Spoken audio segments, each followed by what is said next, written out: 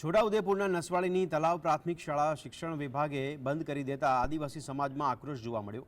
આદિવાસી સમાજના લોકોએ શાળા શરૂ કરાવવા માટે નસવાડી મામલતદારને આવેદનપત્ર આપ્યું હતું। આદિવાસી સમાજની વારંવાર રજૂઆત છતાં સરકાર શાળા શરૂ કરવા માટે મક્કમ નિર્ણય કરતી નથી, જેને લઈને આદિવાસી સમાજના લોકોએ નસવાડી મામલતદારને આવેદનપત્ર આપી દિન 15માં શાળા નહીં શરૂ કરવામાં આવે તો રોડ પર ચક્કાજામ અને તાલુકા મથકની કચેરીઓ અને ધારાસભ્યનો ઘેરાવ કરવાની ચીમકી ઉચ્ચારી અને તેની પાછળ સરકાર જવાબદાર રહેશે તેવું જણાવવામાં આવ્યું। નસવાડી તાલુકાના તલાવ ગામની પ્રાથમિક શાળા 1 સાલ કરતાં વધારે ટાઈમ થઈ ગયો બંધ થયેલી છે। તલાવના સાહેબ છે, શિક્ષક છે, તે પોતાના અંગત લાભ માટે એ 0 સંખ્યા બાળકોની બતાવીને LC કાઢી આપી દીધી અને એના પછી શાળા બંધ કરી દીધેલી છે।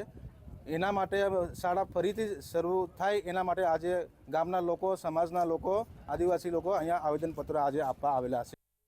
આ શાળા દિન 15માં ફરીથી શરૂ કરવામાં આવે અને આ શિક્ષક પર કાયદેસરની કાર્યવાહી કરવામાં આવે અને સસ્પેન્ડ કરવામાં આવે એવી ગ્રામજનોની માંગ છે અને સમાજની માંગ છે।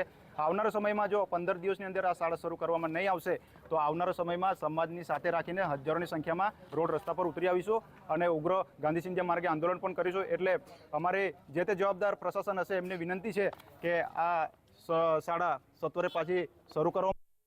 તો સરકારે ખરેખર જે દાવા કરે છે કે આદિવાસી બાળકો ભણવા જોઈએ અને આગળ વધવા જોઈએ, એ દાવા ખોટા સાબિત થઈ રહ્યા એવું દેખાઈ રહ્યું છે।